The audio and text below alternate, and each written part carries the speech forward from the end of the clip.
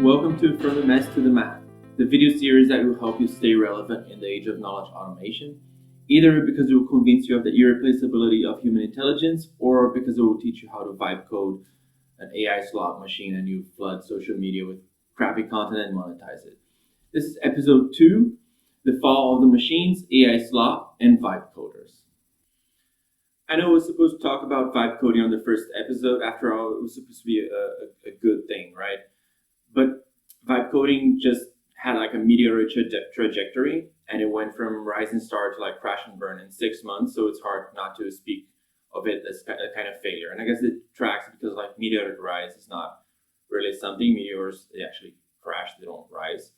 But anyway, yeah. So while the general purpose chatbots are like the most common use of LLMs, I think code is really their trial by fire, because code is close enough to natural language that you can read it out and it has some structure in its text, but it's also strict enough that it doesn't tolerate failures or explain away like mistakes as you can in natural language. Either the final program works or it does not work. There's a few words here and there that don't make sense, but overall it's fine because the computer doesn't accept that, like the compiler doesn't accept that.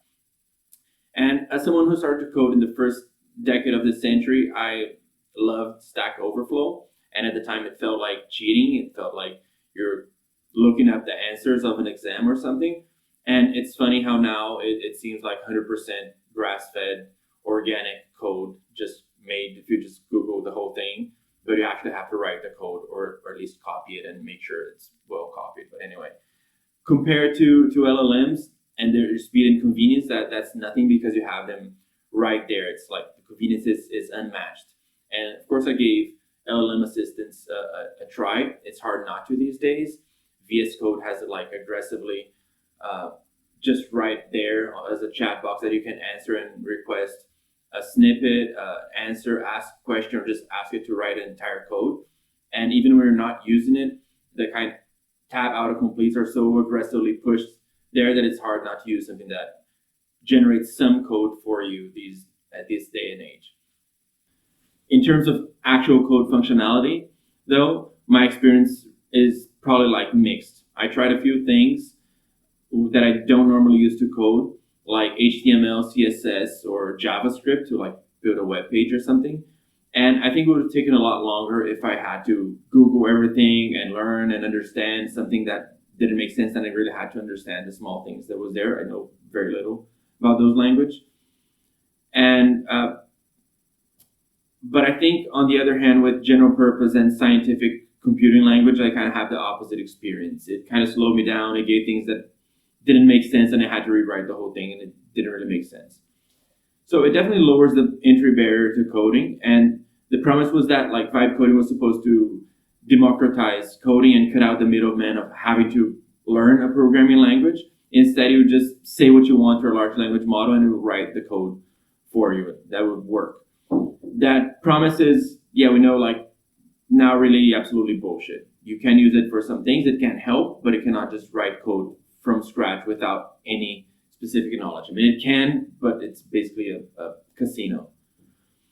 And it should be painfully clear to anyone who bought into that like full-on vibe coding that it cannot replace actual programmers in the long run. That we still need them, although they might still be useful for something. But vibe coding as a concept, probably more on the bullshit side, or completely on the bullshit side though. But even if it's a different kind of language, code is still text. So it's relatively easy to like edit whatever an LLM spits out and bend it into shape and make it into working code, even if the original code that was generated, even if asked for an entire script, is not entirely functional. But the same cannot be said of other kinds of prompt-based creations.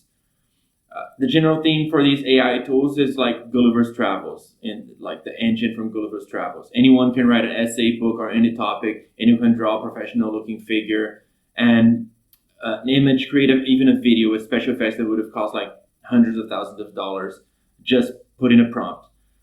The thing is, while these can be amazing, what can be generated from just a few words, it's really hard to control the fine scale. And if something is wrong and doesn't fit the purpose you need it to, you can't just edit that one part. You basically have to run the thing again. So in a sense, you get what the LLM is good at generating, not really what you want in any specific way. So the results are really mixed. And after the surprise of being possible to generate those kinds of things at all, people started to notice that AI generated text like sounds bland, has errors, inaccuracies, or just like plain weirdness that you never ever say, which in some cases may take longer to like bend back into shape than actually writing things from scratch, but it's possible.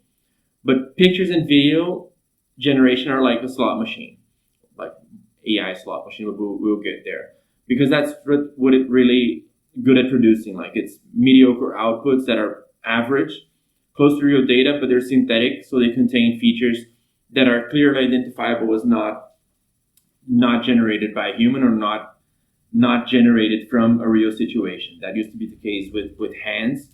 Then these models were trained not to generate hands and to do it properly. But still, it doesn't guarantee that every aspect is going to be like that.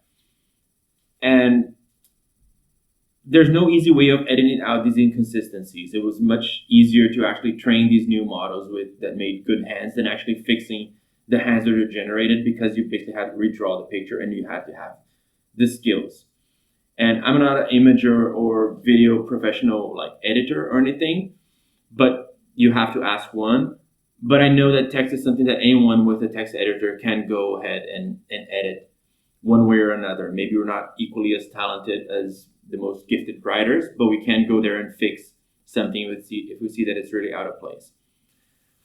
But again, if you have a general understanding of how statistical models work, you will know that what you prompt is what you get. That's the reality. You don't have a way around it. You cannot prompt the general thing and fill the blanks. That's not something that we can do. And I want to go back to text and try to make like a better analogy of this. There's a sci-fi author I really like named Ted Chiang. I hope I pronounced his name correct because I'm not sure how you pronounce it. But anyway, the movie Arrival with Amy Adams is based on one of his short stories. It's really cool. And Ted Chiang argued that you couldn't just achieve the same level of creativity using LLMs, because creativity is in every choice of words and even the mistakes. So if you're writing like 10,000 word essays, every word, every punctuation mark, everything is an opportunity for you to express something. And if instead you delegate that 100-word essay to an LLM, it's going to make those choices for you. So if you delegate that to a 10, 20, or even 100-word prompt, you're missing at least some of those opportunities to express yourself, and you're delegating that to a statistical machine that is making those choices. For instance, if you use 10 words to write 100 or 1,000, let's say you prompt, write me 1,000-word essay. That means that on average, each word is going to be responsible for creating another 100, and the LLM is the one making those choices. Those creative opportunities are like they're lost to you, and that's text. It's a discrete number of words and punctuation marks. It's the same kind of medium as the prompt. But if you think image, video, how many opportunities of expression do you have in each of those? It's not even each pixel, because the image can be analog. And even if it was, there would be a lot more than that. And how many words do we need to get exactly the level of detail of an image that you're imagining? If you imagine a small detail, even if you could describe it pixel by pixel, what's the level of detail that you would have to do that? And statistically, you might still get something else.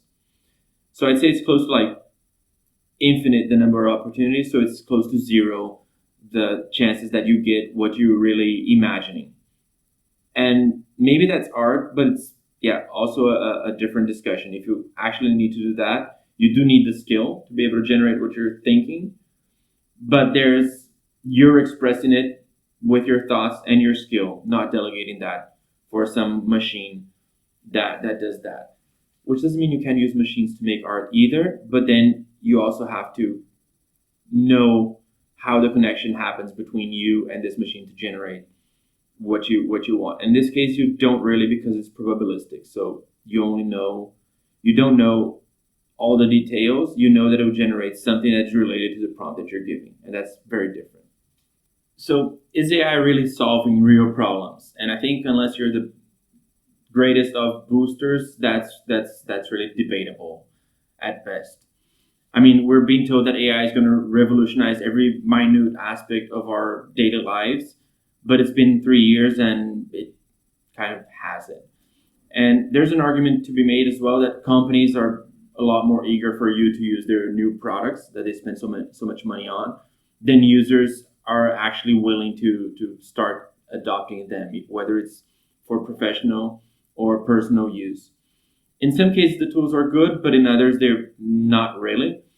And I personally I can really see it. And I work with this. I work with coding. I work with automation, and I haven't seen an example like the coding example that really can do everything that it promised. I struggle to do that.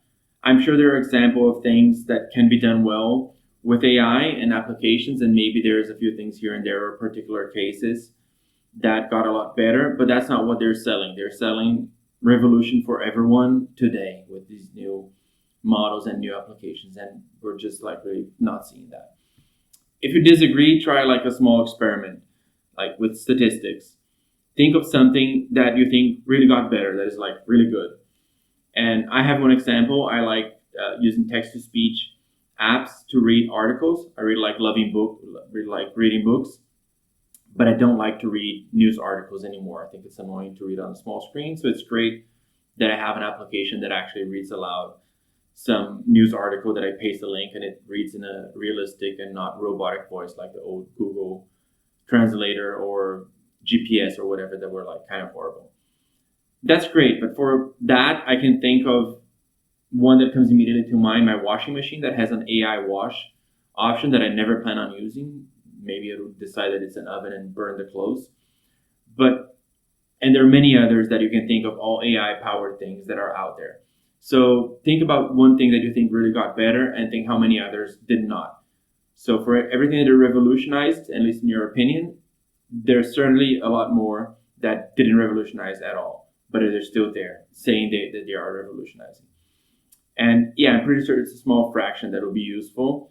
And it may be that it improves things, but not a lot in many cases, depending on the opinion. And that's much simpler than the kind of automation than what we're being sold as complete revolution. Which brings us to AI agents, the solution to every problem that also creates more problems, including some of the original problems that we already had. And we probably shouldn't fall for this siren song at this point, but whenever like some tech thing is not working as intended or working at all, the tendency of like tech bros is actually doubling down on the technology and suggest that we need more of it as a solution for the problems that it created in the first place. Lo and behold, that's what AI agents promise. AI models cannot do everything that we would like. Create an agent with AI that would actually do the job. If things are not getting done with that, then sure enough, the agent will do that.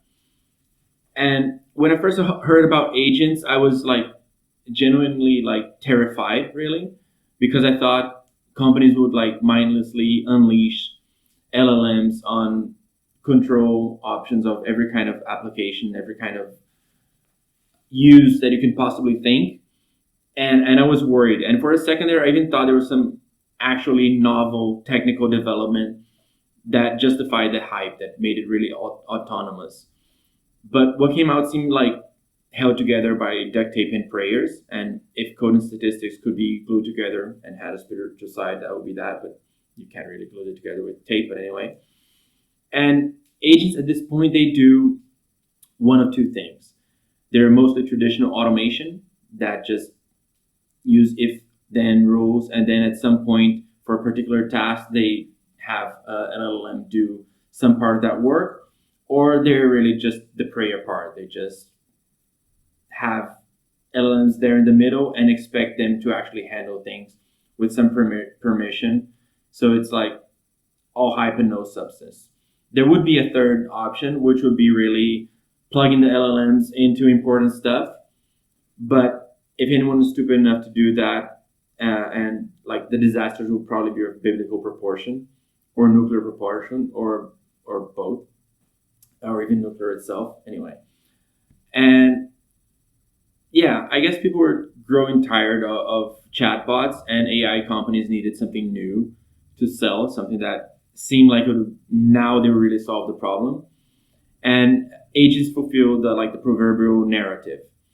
Maybe like they kept interested in like the boosters and some early adopters, but I doubt that most people are like really impressed by agents or that they really understand what agents are. Most people are still using the LLMs via prompts and using it in the way they can, but agents is just something that is not as easy. You cannot just go and use an agent yourself instead of an LLM to say, now I want this to automate this and that. You need platforms and stuff and products, which Silicon Valley is very good at delivering, but that's not something that users really want at this point.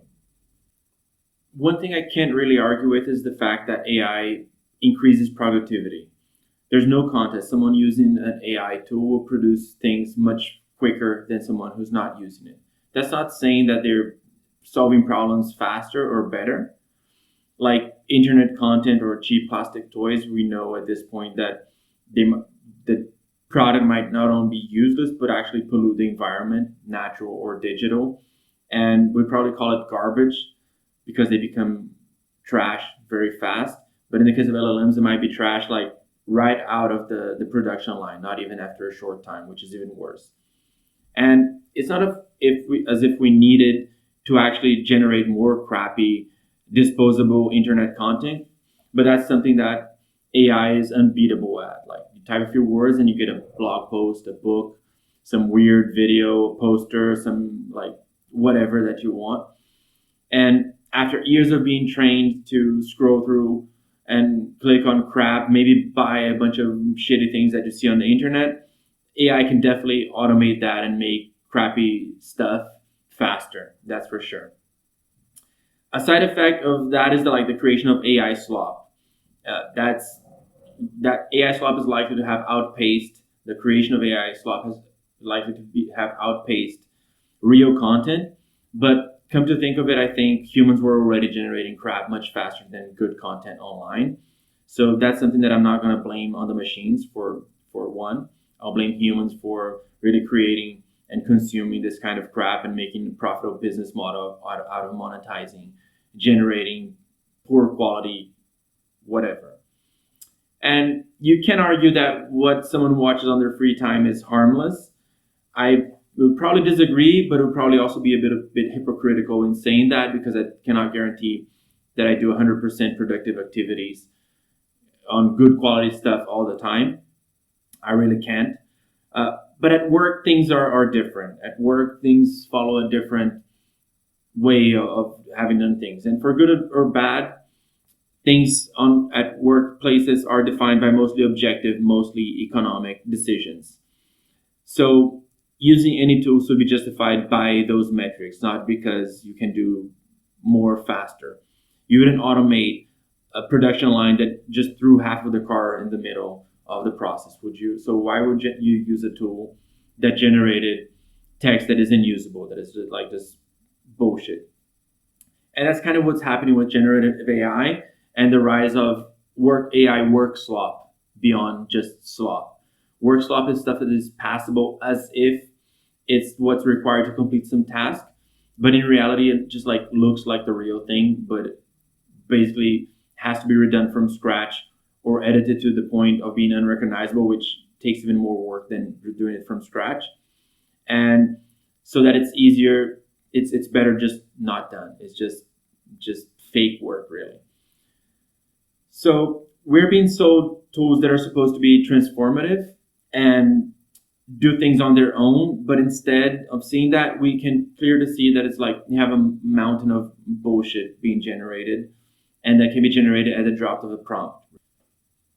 Coding still is the crown jewel of AI assistance, or is it really? I really believe there's a use case for LLMs in both text and code. I think they're good to some extent on that.